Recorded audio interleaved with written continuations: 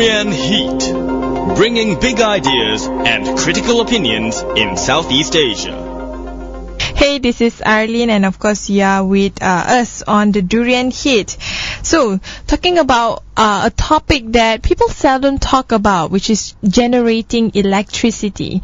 A lot of people might not realize that there are places, especially in Sabah and Sarawak, where people do not really receive good flow of electricity. So, there are initiative on the ground, grassroots initiative that focus on creating micro hydro power generators or project where they generate electricity enough to light up a village.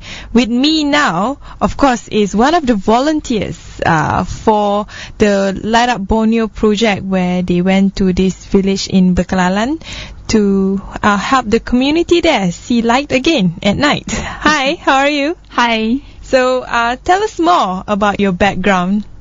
Okay, hi, my name is Nurul Fitrah. I'm currently studying in UM and at the same time working in UM under this project called the Rainbow Project, a campus sustainability project. I'm also a frequent volunteer at Dapur Jalanan. So yeah, one day I got a chance to follow LightUp Borneo to Bakalan for a volunteer project. Mm-hmm. So what makes you excited about this project? What's so interesting about going to the village and helping them? Yeah, because my area of expertise is environment, so I would like to see how, microhydro can impact the environment, and I would like to see how the people there live their life, and the culture there is very interesting. Mm-hmm. First of all, I think probably our listeners might not know what exactly is micro hydro. I know we give like a one sentence description, but maybe you can give more detailed description about it. Okay, micro hydro. Micro is small. Micro is small and hydro is water. So micro hydro is a system where we use water to generate power, electricity. Mm-hmm. Yeah, it is usually something less than 100 kilowatt. Yeah. Mm-hmm. So what's the difference between dams and micro hydro? Looks like the way they generate electricity is almost the same, using hydropower. A dam is a more bigger scale compared to micro hydro, and as we know, dam is more destructive to the environment if we compare it to the micro hydro, where it is not really destructive to the environment. Mm-hmm. Yeah. So how do you recognize, okay, I'm going to help this village, and how you identify the village at all? It is through the LightUp Borneo. Mm-hmm. So they are already doing all this work there, and they know where to go, and yeah.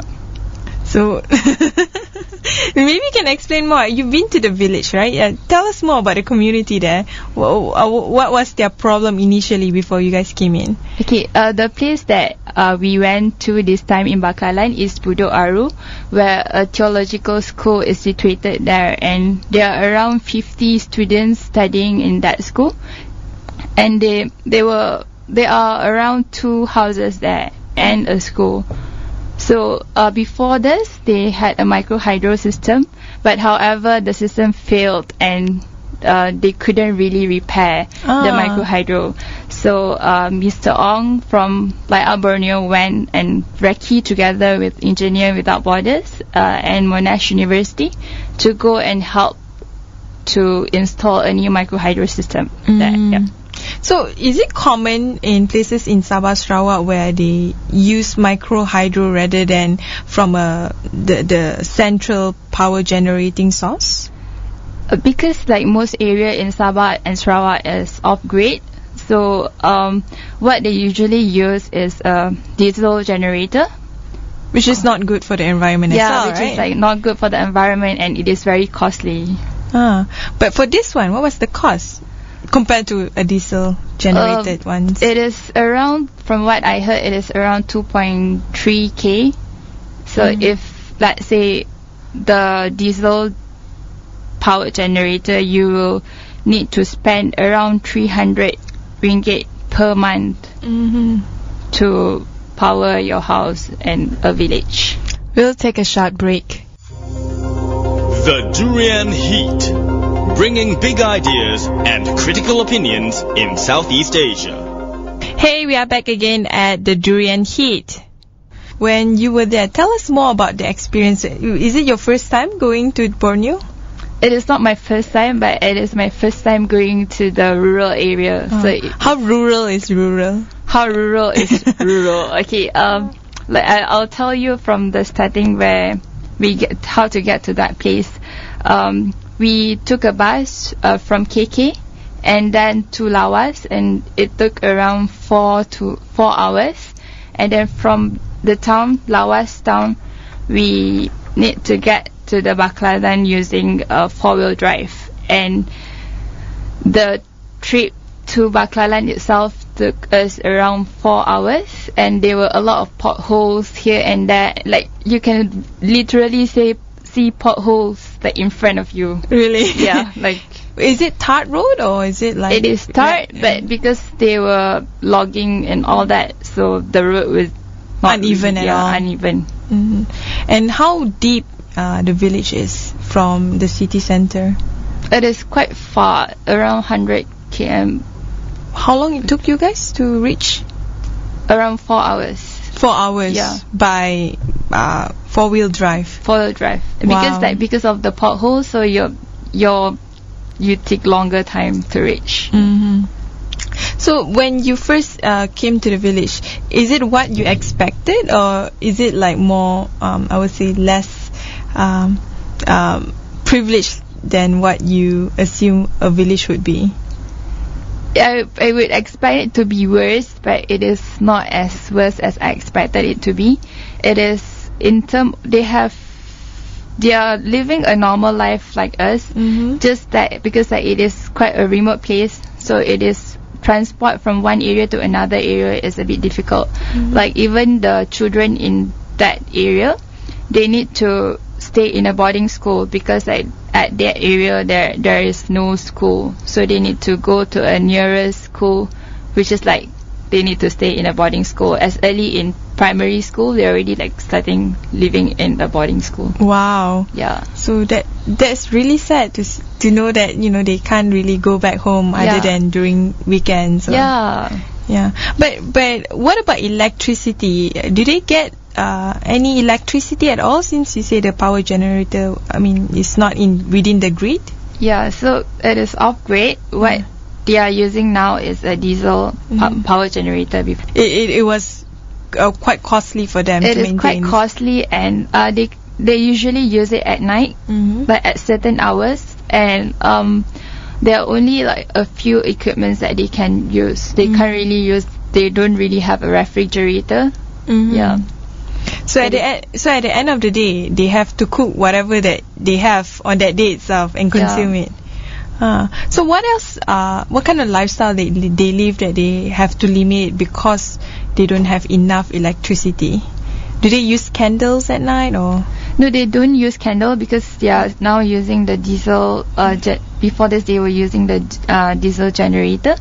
So, but their electricity is like, in terms of equipment, it is quite limited. As what I said just now, they don't really have a refrigerator, and then maybe in the morning, if they want to still use the diesel generator, so it will be a bit costly for them.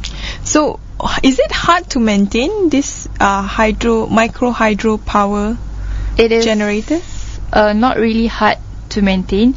The problem usually that people are facing when they are using a micro hydro generator is when sometimes the generator might get burnt out, and you need a certain, like, let's say if you are sharing a power system, so like in one village you cannot overuse electricity, or you cannot like use less than a certain amount.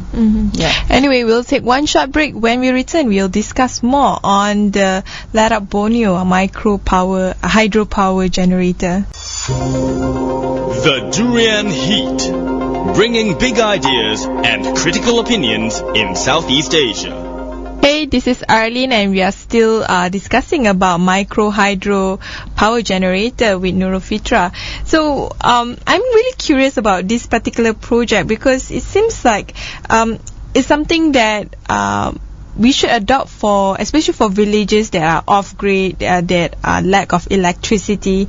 So with your Bekalan project, did you face any challenges or issue during that period? Okay, Besides potholes, of course. Yeah, besides pothole, our steering wheel, which is like linking to the front wheel, broke down on the way back to Lawas. Then like some of us need to catch flight and all that. So yeah, that was one challenge. Another one will be like during the installation of the micro hydro, where during the welding process and all that, there was some leakage, and in the end of the process itself, the system didn't really work, and the villagers need to continue doing what we couldn't finish, because like, our trip was very in a short period of time, so we couldn't really finish our work. And other than that was transporting the generator, the turbine, to the powerhouse. From the school to the powerhouse, it is around 1.5 kilometer, and the turbine is around 100 kg. You can just like, imagine. How big is the whole thing? It is very small, not but it's that big. Quite heavy. Yeah, but it is very heavy. Yeah, I can imagine 100 kg. How would it weigh? Yeah, so the student couldn't really like bring that stuff to the powerhouse, and we need the villagers to help us to carry the stuff. So how do you identify a good place to place the power, the micro power hydropower generator? Usually it is need to be near a river, flowing river, or a waterfall, where the flowing or a mountainous area. And how do you install it? You just put it on the side, or you make sure the water runs through the turbine or something? Yeah, we make sure that the water runs through. Yeah. So when you say it would cause overheating, is when there's just too much energy or force being water energy and force. Yeah, like usually during rainy season, when there are like too much energy or force, then. So how do you regulate that, especially for the villagers? I think they need to know a bit of science in order for them to maintain that. Yeah, like for this new system, what we did, we installed a valve.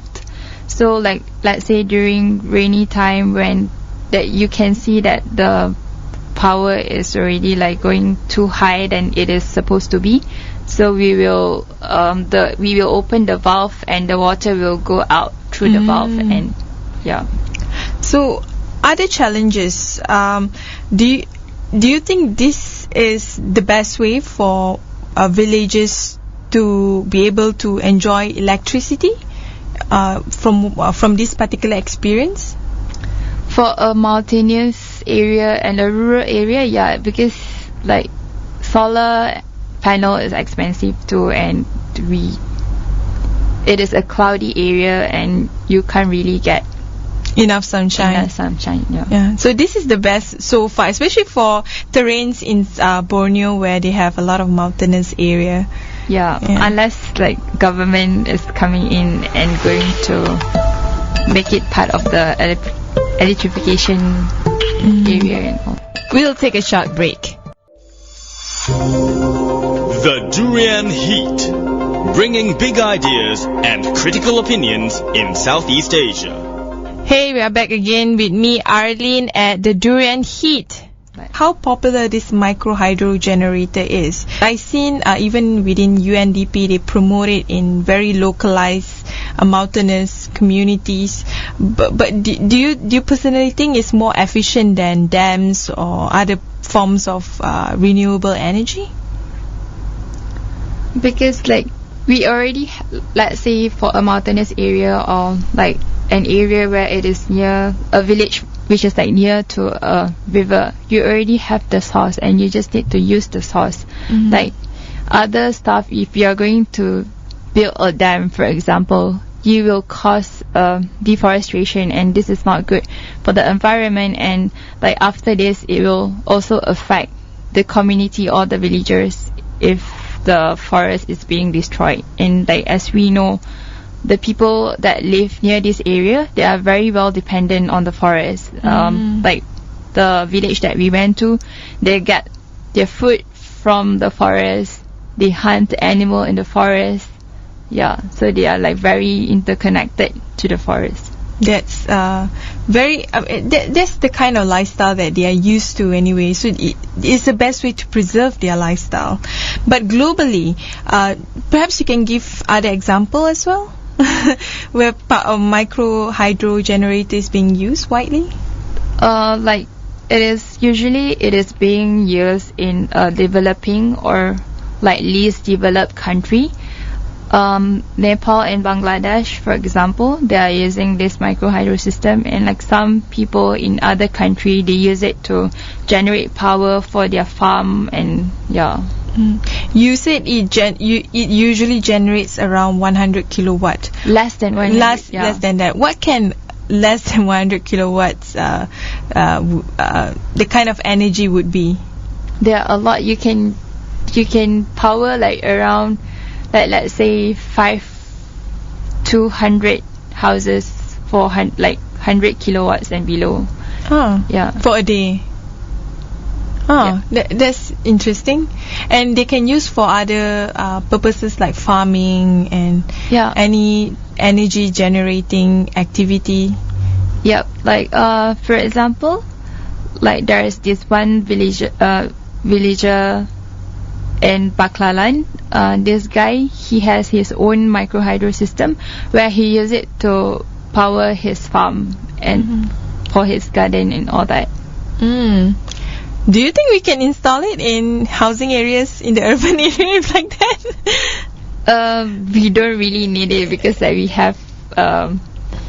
we are on grid, and like if we are near to the river, maybe we can use it for our, like let's say if you have a farm and you need to use it, then it will be a cheaper option for you.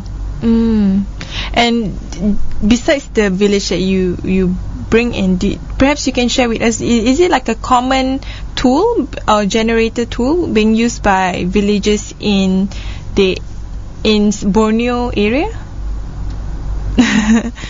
You mentioned earlier that the LightUp Borneo, actually this is not their first project. They have done this quite a number of times, right? Yep. Like our project is the 20th project, and after this they are going, like in fact now, together with the Engineers Without Borders and Nottingham University, they are now in a place in Sarawak where the Bidayo people is staying, and it is called Ulu Padawan. So they are now doing their project there, and after this LightUp Borneo will go to Ulu Baram and also install this micro hydro system in their place. And how to maintain it for villages? Like usually what LightUp Borneo is trying to do is they are trying to train the villagers, like a simple stuff like how to maintain the micro hydro and what the villagers need to do like during the rainy season, what they can do to maintain this thing. So they are giving a workshop and a training, so like you can call this kind of like a kampung engineer kind of thing, where they teach the villagers on how to maintain this stuff. And for you yourself, so what's next when it comes to your activism project, I would say? Perhaps I'll join another future project with LightUp Borneo. Yeah. So anyway, thank you very much.